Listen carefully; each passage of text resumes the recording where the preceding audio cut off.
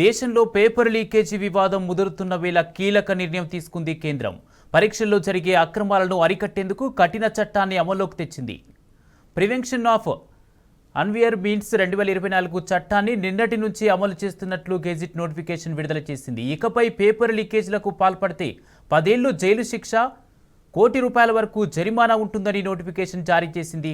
గ్రూపులు, ముఠాలు వ్యవస్థీకృత మాఫియాగా ఏర్పడి పేపర్ లీకేజీ వంటి అక్రమాల్లో పాల్పడే వారికి ఈ చట్టంలోని శిక్షలు వర్తిస్తాయని స్పష్టం చేసింది కేంద్రం.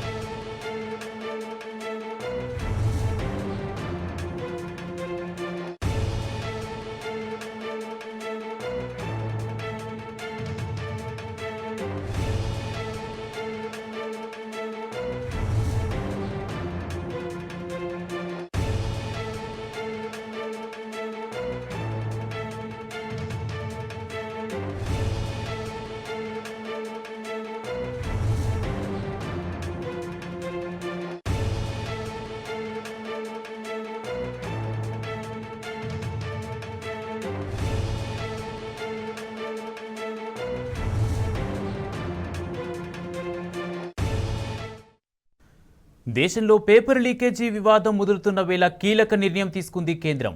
పరీక్షల్లో జరిగే అక్రమాలను అరికట్టేందుకు కఠిన చట్టాన్ని అమల్లోకి తెచ్చింది. ప్రివెన్షన్ ఆఫ్ అన్ఫెయిర్ మీన్స్ 2024 చట్టాన్ని నిన్నటి నుంచి అమలు చేస్తున్నట్లు గెజిట్ నోటిఫికేషన్ విడుదల చేసింది. ఇకపై పేపర్ లీకేజీలకు పాల్పడితే 10 ఏళ్లు జైలు శిక్ష, ₹1 కోటి వరకు జరిమానా ఉంటుందని నోటిఫికేషన్ జారీ చేసింది.